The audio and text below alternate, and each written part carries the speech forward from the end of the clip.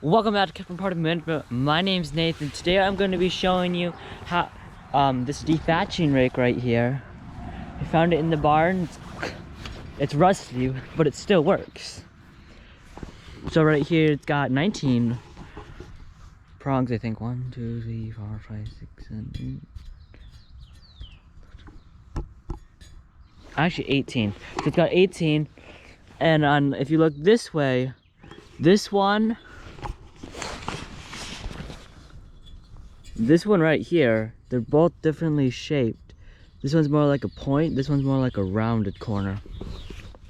So how to dethatch, so let me find a patch right here.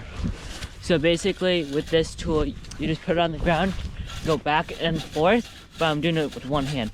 And you do a back and forth motion, and you can see right there, thatch is coming up. So, what's up? Pulling all that dead grass out. Okay. So look at all this thatch, and it was just this one little spot here. We've never done this before. And right now we're sitting on a 2.4 acre piece of property, and I'm not gonna dethatch the whole lawn with that one little thing. So what is thatch? Thatch is a dead layer of grass, so like if the grass dies, that's thatch.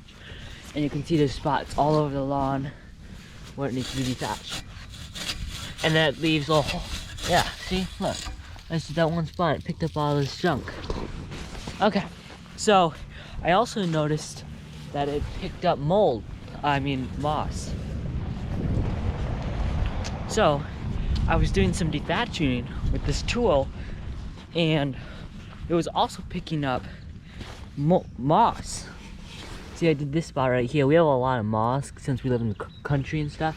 See right here, there's moss. Kind of can't see it, but with the thatch, there's moss. So it gets moss. We have a lot of moss around our yard. So that's how you use this tool. I'll link the tool in the description. It's right here. If that's the company name. And also, why do you dethatch?